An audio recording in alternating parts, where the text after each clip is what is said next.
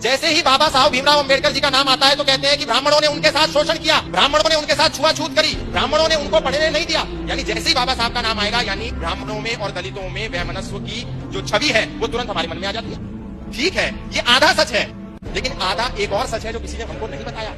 बाबा साहब भीमराव अंबेडकर दलित थे, लेकिन अंबेडकर टाइटल एक ब्राह्मण टाइटल है। ये टाइटल बाबा साहब भीमराव अंबेडकर को किसने दिया?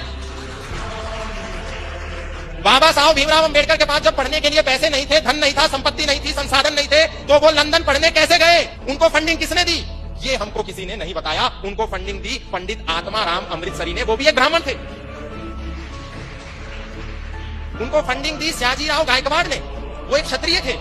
उनको फंडिंग दी छत्रपति शाहूजी महाराज ने। जब उन्होंने वहां से लौटने के बाद सोचा कि मैं अपना एक अखबार निकालता हूं, तो उसका नाम था मूक नायक, लेकिन अखबार को निकालने के लिए पैसा नहीं था। उसने पैसा दिया, छत्रपति शाहूजी महाराज ने दिया। अखबार को निकालने के लिए अनुभव नहीं था, उसका पहला संपादक कौन बना? पंडित आत्माराम अमृतसरी बने, ब्राह्मण थे।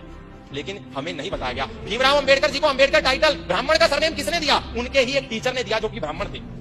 ब्राह्मण को गाली देना बहुत आसान है, लेकिन समाज को जब तक हम यदि सत्य नहीं बताएंगे तो फिर ये समाज ब्राह्मणों को गाली देता रहेगा और इनका मुंह कोई बंद नहीं करेगा। हम सारा हिंदू समाज बाबा साहब भीमराव अंबेडकर का जितना सम्मान करता है उतना कोई नहीं करता, लेकिन समाज को सत्य बताने की भी आवश्यकता है।